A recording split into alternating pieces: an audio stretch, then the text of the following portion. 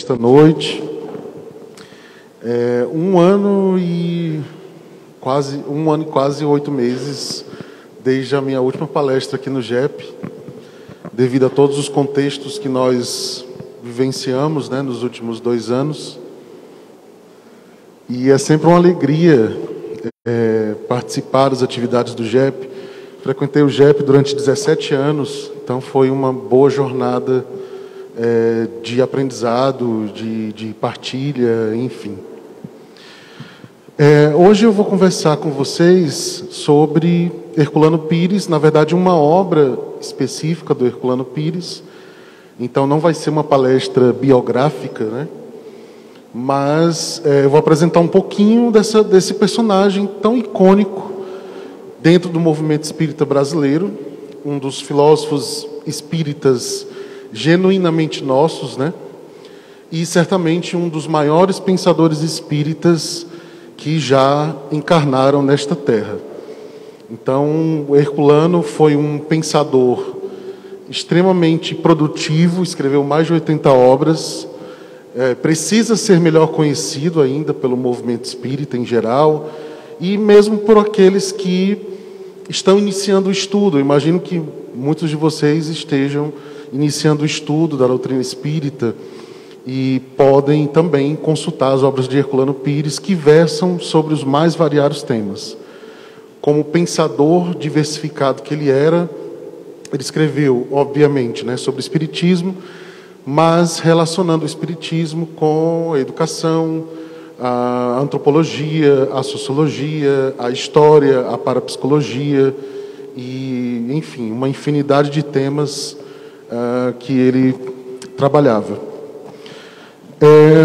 Aqui eu coloquei a logo da instituição que eu faço parte hoje, atuando no movimento espírita, que é o Instituto de Filosofia Espírita Herculano Pires, que eu convido quem quiser conhecer nas redes sociais, no nosso site, enfim, temos um trabalho bem atuante na divulgação da filosofia espírita. Então, para aqueles que não conhecem ou conhecem pouco, é sempre importante destacar alguns pontos da vida do nosso personagem hoje, entendendo também a sua formação, Então, Herculano se formou na USP, na primeira turma de filosofia da Universidade de São Paulo. E ele fez o curso de filosofia, era um desejo dele antigo, mas ele já era um excelente escritor, já era um grande pensador antes mesmo de concluir o seu curso de filosofia na USP.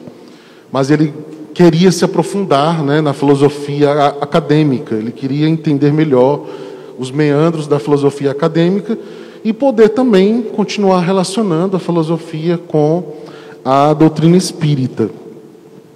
Mas Herculano também tinha outras formações, ele era jornalista, atuou por muito tempo na área, fundou sindicatos, fundou jornais em algumas cidades do interior de São Paulo,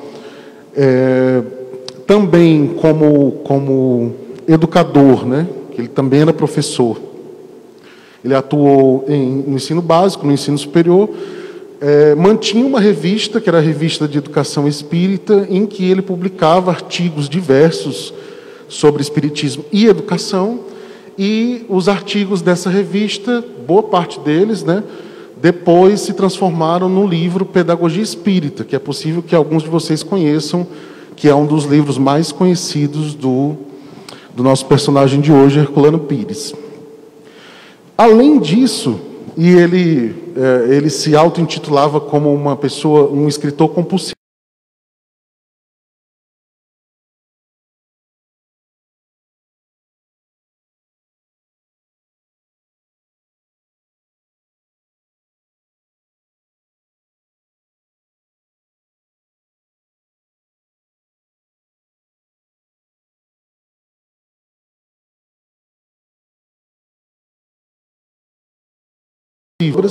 Assim como ele acompanhou a tradução também da Revista Espírita, que todos nós conhecemos também nos nossos estudos espíritas.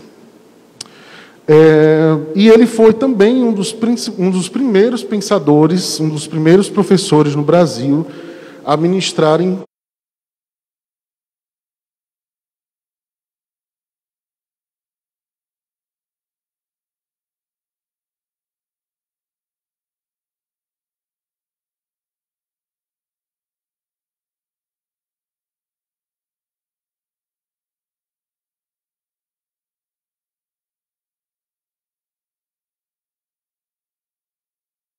curso de parapsicologia. Então, ele, na verdade, se eu não me engano, o curso que ele ministrou foi o primeiro ou foi o segundo em relação a essa questão da parapsicologia, que tinha um estudo relacionado também com o espiritismo, porque a parapsicologia, ao longo do século XX, vai tratar de mediunidade, de fenômenos considerados, né, como paranormais, supranormais.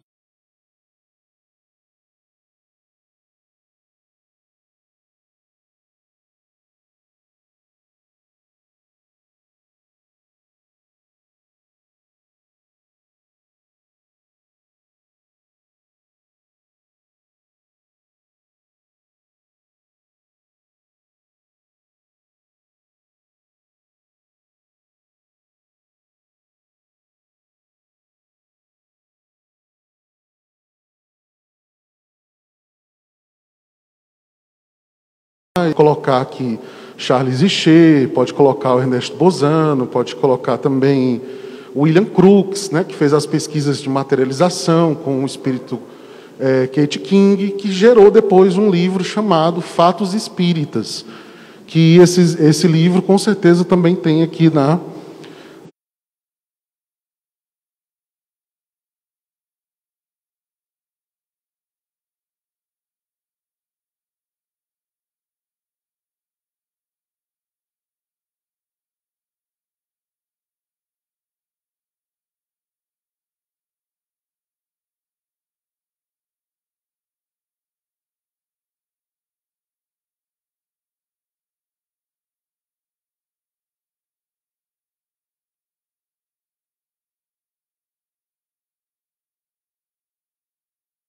na livraria do JEP. Então, só para entender, né, o contexto dessa figura, né, digamos que alguém está ouvindo falar pela primeira vez sobre Herculano hoje, para ter uma base, né, de como se formou esse grande pensador espírita que nos legou um grande aprendizado. Especificamente hoje, a gente vai trabalhar essa obra, Educação para a Morte, que, até conversando com um amigo antes da palestra, né, o título ele pode passar uma ideia equivocada para uma pessoa que vai ler a obra a primeira vez, né? Mas a reflexão do Herculano sobre a educação para a morte é uma reflexão existencial. E aí, tanto vai fazer uma análise da própria encarnação, como também dos contextos relacionados ao espírito. O espírito em si, né? O espírito desencarnado. O espírito que tem a sua história, as suas características, as suas vidas passadas, toda a gama de experiências que o espírito traz em cada encarnação. Então, essa obra, para usar uma palavra, um termo do próprio Herculano, essa obra, na verdade, trata de educação para a vida, porque ele vai elencar uma série de reflexões existenciais para uma educação do bem viver, para que aproveitemos a reencarnação para um melhor aprendizado, né, do espírito, né, o espírito encarnado, ao mesmo tempo em que possamos contribuir para uma transformação individual, obviamente, mas também do coletivo, né? Então, essa reflexão entre individual e coletivo também aparece bastante nessa obra do Herculano. E aí, a partir das reflexões que o Herculano nos traz, a gente pode elencar dois tipos de educação para a morte. E a decisão de qual seguir, é muito importante no contexto da reencarnação. Então, a gente tem o contexto que o Herculano traz, que é a educação para o bem viver, do acolhimento, do paradigma espiritual, da dignidade humana, do respeito e da solidariedade. E, obviamente, né, também do autoconhecimento, porque tem um processo aí individual também. Mas, num outro sentido, nós temos uma educação nazista, educação para a indiferença, um anti-humanismo, educação para a biopolítica, necropolítica, os contextos de necropolítica que a gente vivencia, educação para a competição e etc, etc, etc. Mas, Lindenberg, por que você está colocando nazismo? O que é que tem a ver nazismo? por conta deste documentário, Educação para a Morte, que é um documentário da Disney, que, de forma animada, mostra como as crianças alemãs eram criadas dentro da cultura da educação nazista. Então, o próprio nome do documentário é Educação para a Morte, só que é essa segunda Educação para a Morte, e não a primeira, que é também a visão espírita. A primeira é a visão espírita, é a visão de Herculano. Para também situar historicamente e epistemologicamente, né, a todos e todas, esse termo Educação para a Morte, Herculano foi um dos primeiros espiritualistas a utilizar esse termo que não fosse ligado à psiquiatria. Originalmente, esse termo está relacionado à psiquiatria, à psicanálise e à psicologia. E o Herculano, como era um excelente estudante, estudioso também dessas três áreas, né, ele entendeu que esse conceito tinha tudo a ver com uma visão espírita para a vida. E então ele trouxe esse conceito para a construção da sua obra. E é por isso que eu coloquei ele aqui no meio de grandes feras que, de uma forma direta ou indireta, trabalharam com o conceito de educação para a morte. Então, a gente tem Freud, a gente tem o Jung, a gente tem o Victor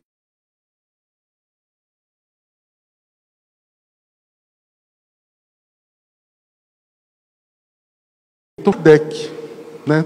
Temos que situar Kardec também nesse processo, porque o Herculano vai dizer que o Espiritismo fundou uma nova, completamente nova reflexão sobre as questões espirituais em geral. Morte, vida, espírito, matéria, reencarnação e, enfim, todos os temas relacionados ao espiritismo.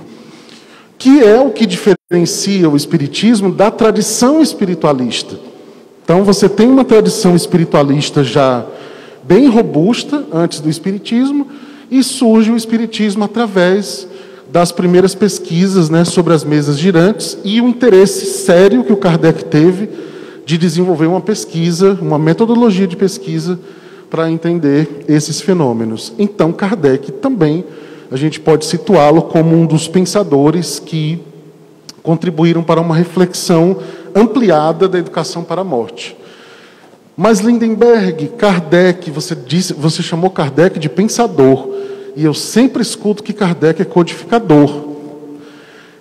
O termo codificador, ele se popularizou, mas ele reduz o trabalho de Kardec. Kardec é um dos maiores pensadores do seu tempo. Ele não foi um simples, como se fosse simples, mas não é, né, codificador. Ele tinha um pensamento à frente do seu tempo, antes mesmo de conhecer o Espiritismo.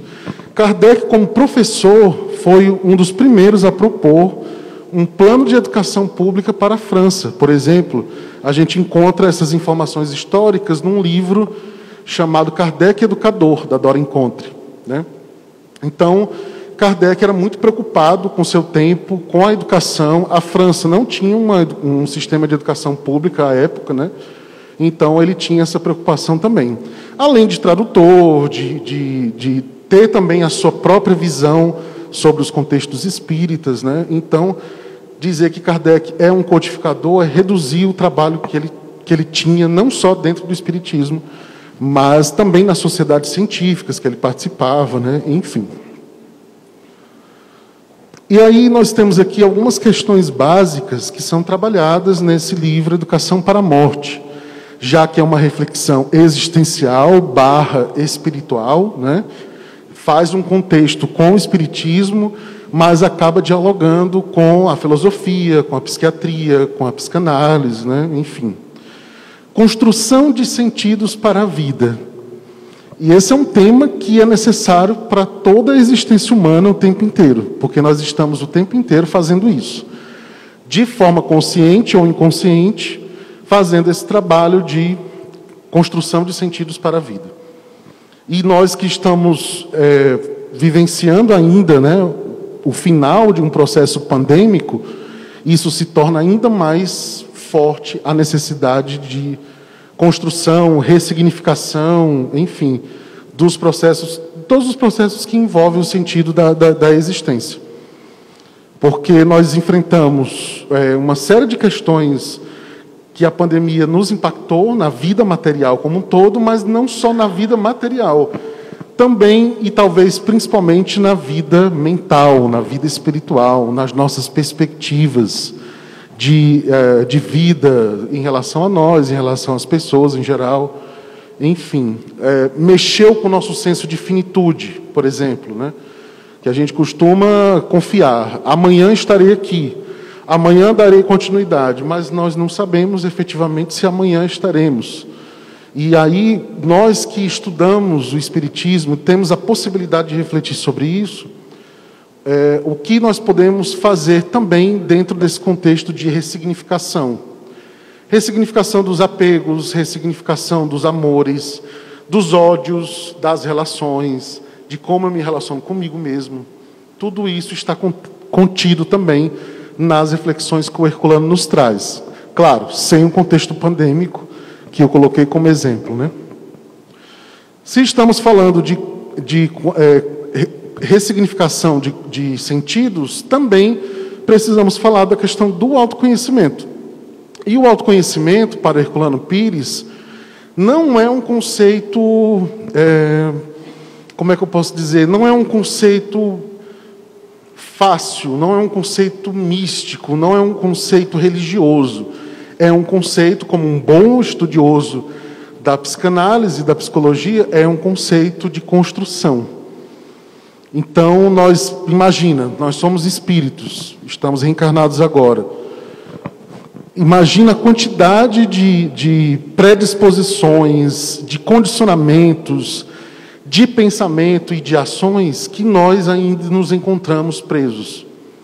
Então, a reencarnação ela vai ajudando a desconstruir essa perspectiva. Mas isso não se dá de uma hora para outra, é um processo. Na psicanálise tem muito essa perspectiva do processo, né? É uma questão processual. Então, não tem como lidar com o autoconhecimento como se fosse uma coisa fácil de fazer e nem rápida, porque nós estamos vivenciando um processo que é bem prático de cada um, mas que é bem específico também da vivência de cada um. Relações com o mundo e com as pessoas em geral, né, eu já comentei. Vida e morte, incertezas, quais são as incertezas que a gente vivencia, né? E uma coisa que a gente não pôde, de forma alguma, fugir nesse período pandêmico, foi a questão do luto, por exemplo, né? O impacto do luto na nossa incerteza frente à vida e frente à morte. Então, pessoas queridas, familiares ou amigos ou pessoas conhecidas que desencarnaram durante esse processo todo e que trouxeram também um impacto para nós. O luto eu vou falar um pouquinho mais para frente. Aceitar a impermanência, compreender os processos de imanência e transcendência. É outra perspectiva que o Herculano nos traz nessa obra. Então, nós vivemos num contexto de impermanência constante. Reencarnação, gente, é impermanência. É impermanência das condições, é impermanência do corpo físico, é impermanência das relações. O que há de mais essencial está no espírito. Mas quando o espírito reencarna, ele vai ter que lidar com a impermanência. Podemos dizer que a impermanência é uma das principais provas que o espírito vivencia, independente dos contextos de expiação. Mas, em termos de provação, lidar com essa impermanência é um desafio constante para nós. E, ao mesmo tempo, compreender que essa impermanência, ela vai me atingir até certo ponto. Se eu permitir, se eu não trabalhar, ou se eu fizer um trabalho de ressignificação.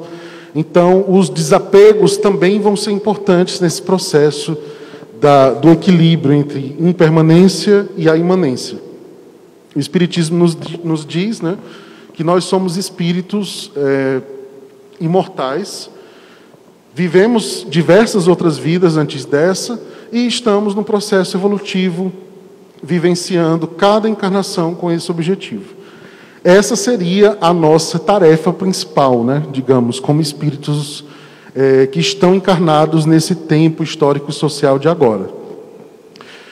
E a nossa transcendência, na visão do herculano, é o próprio processo evolutivo acontecendo. Eu estou transcendendo a personalidade Lindenberg, porque Lindenberg não representa quem eu sou, ele representa uma parcela de todo o processo que eu vivenciei até aqui. O Lindenberg não nasceu pronto, como está agora aqui, falando para vocês. Ele foi forjado ao longo de várias encarnações, e ele compõe uma parcela desse processo. Mas ele não se esgota nesse processo. Há muito mais coisas a aprender, e há coisas que a gente não suspeita que pode e que precisa fazer ainda, em relação ao nosso progresso. Então, a transcendência ela vai a níveis inimagináveis na visão espírita. Reagir às diversas experiências desafiadoras da vida, né? O luto, já comentei brevemente, mas vou falar sobre ele ainda. Frustrações em geral, boa parte dos adoecimentos psíquicos nossos acontece devido às frustrações não trabalhadas, não ressignificadas, né? E aí vem os gatilhos de ansiedade, depressão e etc. Doenças em geral, mágoas, decepções, etc. Educação para a morte, na verdade, é educação para a vida, porque todos os contextos que envolvem esse aprendizado da educação para a morte são direcionados para a vida, seja a vida na matéria, através da reencarnação, ou a vida no plano espiritual, quando a gente está na erraticidade, né? No intervalo entre uma existência e outra. Na edição de 1984, tem esse trecho que eu gosto muito, que é da introdução, que foi escrita pelo Wilson Garcia, que é outro grande escritor espírita também, que a gente precisa conhecer mais. Ele diz o seguinte: o homem nasce e ensinam-lhe a educação para a vida. Não obstante, a morte é o certo negado. Ou seja, a gente sabe que vai desencarnar, a gente tem certeza disso, mas o tempo inteiro a gente está negando, ou consciente ou inconscientemente, ou a própria organização social esconde, né, essa perspectiva. É como se fôssemos sempre pegos de surpresa, né? Omitido sempre que possível, pintado nas cores do vazio misterioso. Por isso, nem há vida plena e nem morte tranquila. Tudo se resume num viver em sobressaltos que as próprias religiões alimentam.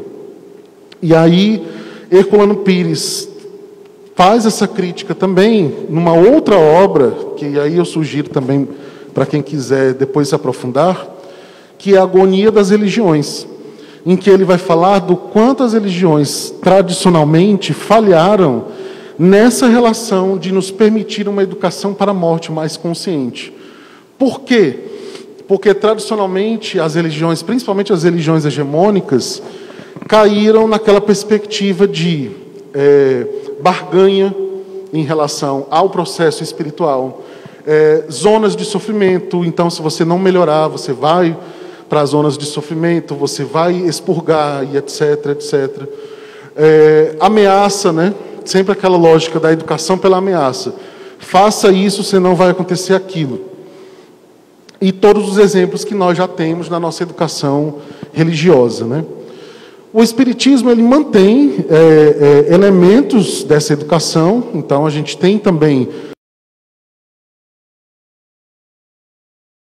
Notem que são perspectivas de maior autonomia em relação ao espírito. Então essa lógica da ameaça, da barganha, ela não está presente. Pelo menos não deveria estar. Se alguém já vivenciou uma outra pessoa dizendo isso para você, ela pode estar mais equivocada em relação a isso, porque o Espiritismo é mais uma perspectiva de autonomia, e menos de barganha, e menos eu não preciso melhorar como pessoa para evitar que o meu obsessor esteja do meu lado. Eu preciso melhorar como pessoa porque é o meu processo, é a minha transcendência. O que vem por consequência, obviamente, vai ser um processo que reenergiza melhor você, que você fica mais tranquilo na sua vida. E isso, obviamente, vai afastar, eventualmente, alguns espíritos que não gostam muito dessa perspectiva, né? Mas o objetivo tem que ser o próprio processo evolutivo, e não as perspectivas de barganha e de ameaça.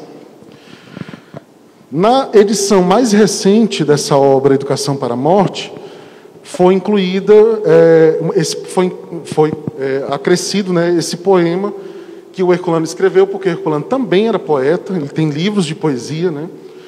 E ele escreveu já tinha algum tempo, mas se encaixa tão perfeitamente na obra que a editora resolveu acrescentar na edição mais recente. Vida e morte. Não procures no túmulo vazio a alma querida que deixou a terra. A morte encerra a vida e a vida encerra a morte como eterno desafio. Ninguém fica no túmulo sombrio, onde somente o corpo é que se enterra. A alma se eleva além da vida e erra em mares de bonança e de amavio. Busca no céu, nos ares, no infinito, na quinta dimensão, no firmamento, o ser querido que te deixa aflito. Hás de encontrá-lo quando, num momento, rompendo as ilusões do teu conflito, possas falar-lhe pelo pensamento. Então, é um poema que fala de vida e de morte, mas também, por consequência, fala de luto, do processo do luto, né? E fala das perspectivas de impermanência, de imanência, de transcendência, da certeza da continuidade da vida, mesmo quando a morte física ocorre. Então, num curto texto, a gente consegue encontrar todas essas ideias presentes na poesia de Herculano. Eu trouxe para exemplificar também que o Herculano usa outras referências, outros textos sobre vida e morte, outros poemas, né? E ele cita o Tobias Barreto, tem esse nome, Heróica Pancada, que é um texto de Tobias Barreto, né? É um nome de um capítulo dessa obra, Educação para a Morte. E o Herculano destaca exatamente essa parte. Quando se sente bater no peito a heróica pancada, deixa-se a folha dobrada enquanto se vai morrer.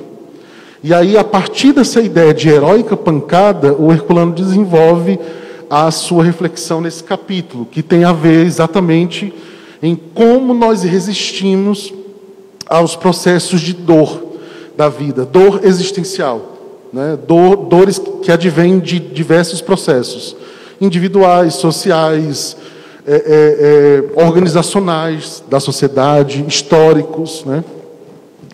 E ele usa também o Tagore, que eu imagino que boa parte de vocês conhecem. E o Tagore ele tem diversos textos sobre vida e morte que são excelentes. Assim, eu sugiro muito que quem quiser possa se aprofundar, porque vale muito a pena. E ele cita essa parte: vem, ó morte, quando chegar a minha hora, envolver-me em tuas guirlandas floridas. Há uma multiplicidade nos textos do Tagore, porque ora ele é um pouco mais otimista, ora ele é um pouco mais pessimista em relação à morte.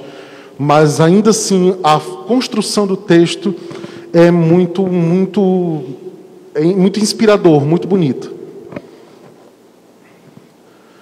E aí é inevitável falar sobre os tipos de morte, que o próprio Herculano fala, mas nesse trecho aqui eu trouxe a reflexão de Kardec em relação ao livro Céu e Inferno, né?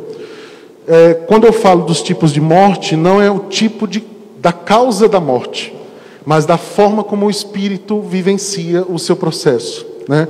Então Kardec vai nos dizer: ao ver a tranquilidade de algumas mortes e as terríveis convulsões da agonia em outras, já podemos perceber que as sensações não são sempre as mesmas. Mas quem pode nos esclarecer a respeito? Quem nos descreverá o fenômeno fisiológico da separação da alma e do corpo? Quem nos relatará as sensações desse instante supremo? Sobre isso a ciência e a religião se calam, diz Kardec, né? Mas por que se calam? Porque falta a uma e a outra o conhecimento das leis que regem as relações do espírito com a matéria. Uma para no limiar da vida espiritual e a outra no da vida material. O espiritismo é o traço de união entre as duas, né? Por isso que há uma parte metodológica, científica no Espiritismo, exatamente a partir das pesquisas relacionadas com os fenômenos mediúnicos, espirituais em geral, enfim. E aí é interessante perceber, nessa obra O Céu e o Inferno, que o Kardec estabelece 3 perspectivas que são essenciais para a gente entender o maior ou o menor sofrimento do espírito frente ao seu desencarne. E aí alguém pode perguntar, né? Alguém que possa ter começado a estudar o Espiritismo mais recente, mas Lindenberg, o espírito sofre, efetivamente falando, ele sofre que nem nós? Não, mas ele tem diversas impressões que lembram uma dor física, que podem eventualmente lembrar uma dor física, né?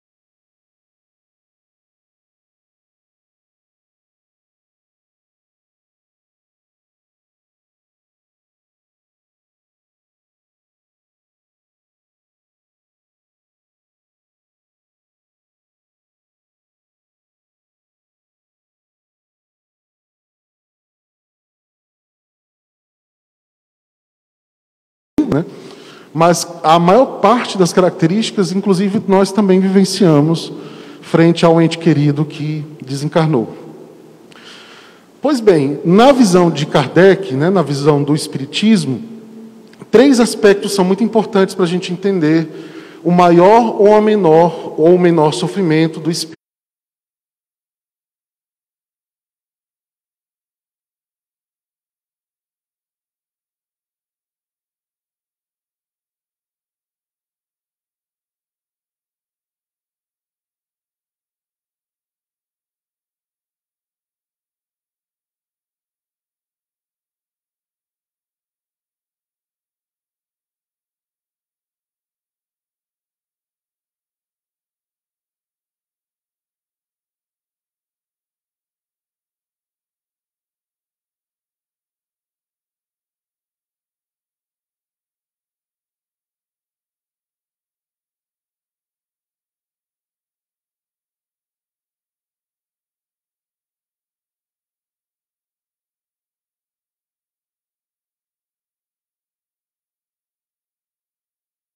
Espírito frente ao seu desencarne, né? O estado moral do espírito, né? Como ele conduziu sua vida, quais foram as suas vivências, quais são os seus apegos ou desapegos, como foram as suas relações, se procurou sempre manter respeito e ética em relação às suas vivências em geral, se foi honesto, se foi desonesto, se foi fiel ou não foi fiel, e etc. Né? Todas as questões dizem respeito a essa questão do estado moral do espírito, que na visão espírita é o item principal, para determinar se o espírito vai sofrer ou não, e qual o grau desse sofrimento quando ele desencarna. Em segundo lugar, numa relação que a gente pode estabelecer aí de critérios, né? Nós temos o apego ao corpo físico. E esse apego ele pode ser demonstrado de diferentes formas. Ele é um resumo dos nossos apegos.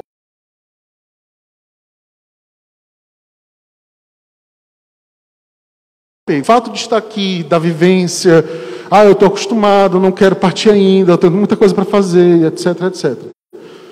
Esse apego, ele é traduzido como apego ao corpo físico, e ele pode eventualmente influenciar também nesse maior ou menor sofrimento do espírito. E por último, o tipo de morte, que é menos importante frente ao estado moral, mas ele vai também ter o seu peso, a sua influência também no processo de maior ou menor felicidade do espírito frente ao seu desencarne. Numa outra obra, que eu também indico para a leitura de vocês, que é O Ser e a Serenidade, que inclusive foi a dissertação de conclusão de curso do Herculano Pires na USP. Depois ele publicou em forma de livro, que é esse livro, O Ser e a Serenidade. Ele vai trabalhar também esses contextos da serenidade relacionados a esses três aspectos da vivência do espírito: seu estado moral, o apego do corpo físico e o tipo de morte também. Então, como poderíamos pensar num processo mais sereno de desencarne, num processo mais tranquilo para quem fica e para quem parte? Esse processo, Herculano dá o nome de educação para a morte também, né? Notem que educação para a morte é um conceito bastante polissêmico, né? Ele abarca, ele é bem amplo, né? Ele abarca diversas perspectivas da existência como um todo e, obviamente, vai interferir nas relações entre vida e morte do corpo físico.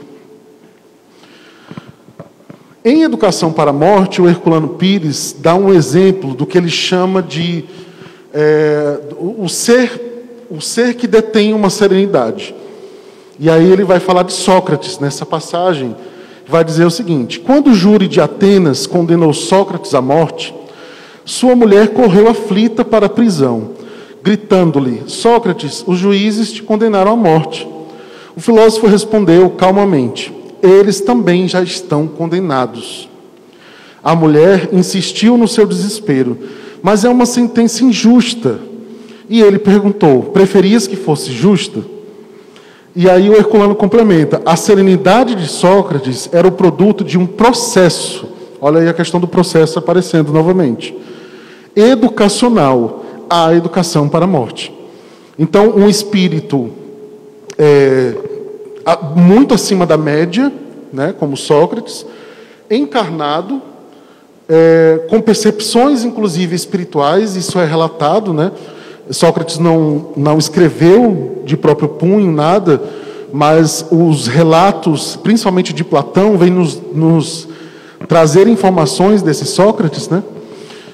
Um espírito acima da média, reencarnado, grande pensador, que estimulava a juventude a não se limitar aos contextos das relações de poder na época, e por isso ele foi condenado à morte, né? Foi condenado a beber cicuta, e com uma percepção espiritual mais ampla. Então, na visão dele, não era ele que estava condenado, eram aqueles que estavam fazendo aquilo com ele. E notem que na história de Jesus tem uma passagem também parecida com essa reflexão, né? Então, o espírito detentor de si, o espírito que não está mais à mercê, quer fazer jogos de poder? Faça.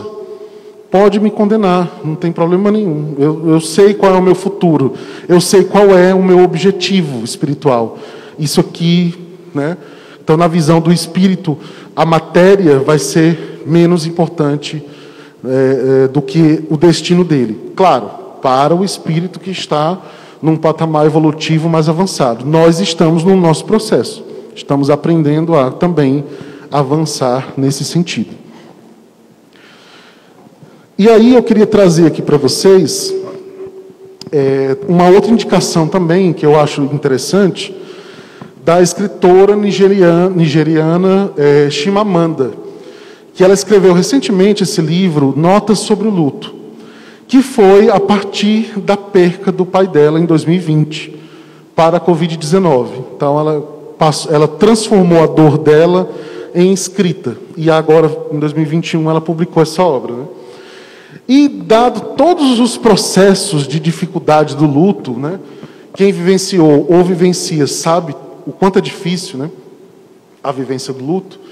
Ela traz uma perspectiva interessante do luto atingindo ao corpo, porque a gente tende a achar o processo de luto como um processo existencial, moral e etc. Mas ele também tem consequências no corpo, obviamente, já que nós estamos encarnados e o nosso espírito interfere no nosso corpo, e o inverso também acontece, né? Eu tenho que ver a hora para não passar o tempo, que eu falo demais. 8h36. E aí ela vai dizer o seguinte: o luto é uma forma de cruel aprendizado. Você aprende como ele pode ser pouco suave, raivoso. Aprende como os pêsames podem soar rasos. Aprende quanto do luto tem a ver com palavras, com a derrota das palavras e com a busca das palavras. Porque sinto tanta dor e tanto desconforto nas laterais do corpo. E aí ela começa a descrever como ela sentia no corpo a dor do luto. É de tanto chorar, dizem, né? Não sabia que a gente chorava com os músculos. A dor não me causa espanto, mas seu aspecto físico, sim. Minha língua insuportavelmente amarga, como se eu tivesse comido algo nojento e esquecido de escovar os dentes. No peito, um peso enorme, horroroso. E dentro do corpo, uma sensação de eterna dissolução. Meu coração me escapa, meu coração de verdade, físico, nada de figurativo aqui. E virá algo separado de mim, batendo depressa demais, num ritmo incompatível com o meu. É um tormento não apenas do espírito, mas também do corpo, feito de dores e perda de força, né? Essa é uma das passagens que eu acho mais lindas da descrição da dor dela, exatamente por esse aprofundamento, para além do que está posto, o mais óbvio, né? Ela vai além do óbvio, ela consegue descrever o que muitos pacientes, o que muitas pessoas sentem no seu processo de luto. E às vezes, muitas vezes elas não entendem. Poxa, por que eu estou com tanta dor de cabeça, na coluna, no joelho, enfim, por que eu estou sentindo esse processo de dor física? E aí nem sempre a pessoa consegue correlacionar com o seu estado de saúde mental. E o luto, ele coloca à prova o nosso estado de saúde mental em todos os níveis, né? Pegando aí as mais conhecidas 5 fases do luto, né? Que vão desde a rejeição da situação, passa pela barganha e até chegar na aceitação. É todo um processo. Há pessoas que vão vivenciar esse processo por muito tempo. Há pessoas que vão vivenciar por alguns meses e já vão conseguir ressignificar a sua dor, né? Mas como as pessoas não são iguais, então, obviamente que há aí uma diferença também. E aí, nesse processo, nós precisamos ter paciência conosco, paciência com quem está em sofrimento pelo processo de luto, né? Não importa se a pessoa tem um conhecimento espírita ou de alguma outra escola espiritualista, não importa se ela tem 30 anos de jornada espiritual, ela só vai saber como o luto vai atingi-la no processo. Ela não tem como antecipar essa preparação. Ela vai fazer ali uma preparação básica, mas é jogando efetivamente o jogo do luto que ela vai saber qual é o impacto disso na vida dela, né? Então tenhamos paciência conosco, quem está vivenciando, e tenhamos paciência com as pessoas que estão vivenciando ao nosso redor também a vivência do luto. E aí, nessa relação, que nessa obra também o Herculano elenca outras questões relacionadas à religião e nós, né? Como as religiões também trataram ao longo de sua história o próprio ser humano e quais os efeitos disso também para a nossa existência hoje, né? O que é que a gente traz culturalmente ainda de influências relacionadas a essa questão.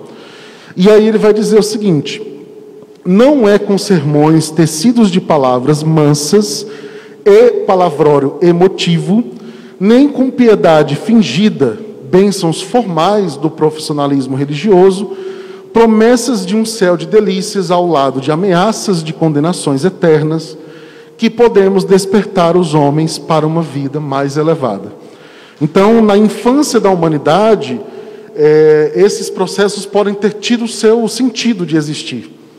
Mas, uma vez que a humanidade espiritual, né, vai avançando, vai entendendo melhor essas relações do autoconhecimento, da relação entre nós e os espíritos, entre os espíritos encarnados e os desencarnados, vai compreendendo melhor a ideia de Deus. O Livro dos Espíritos nos explica muito bem essa perspectiva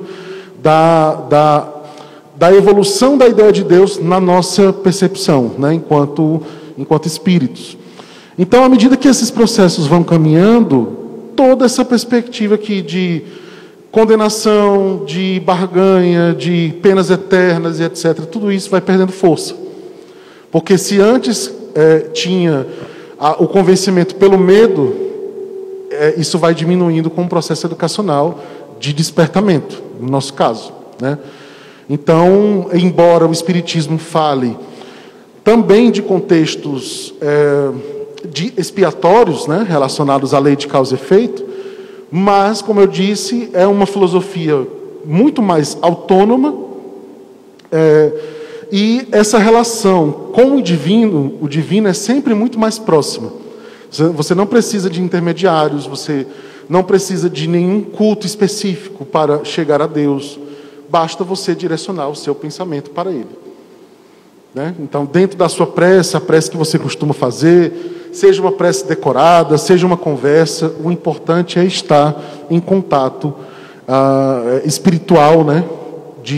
Com essa energia de proteção, com essa possibilidade de chegar ao divino.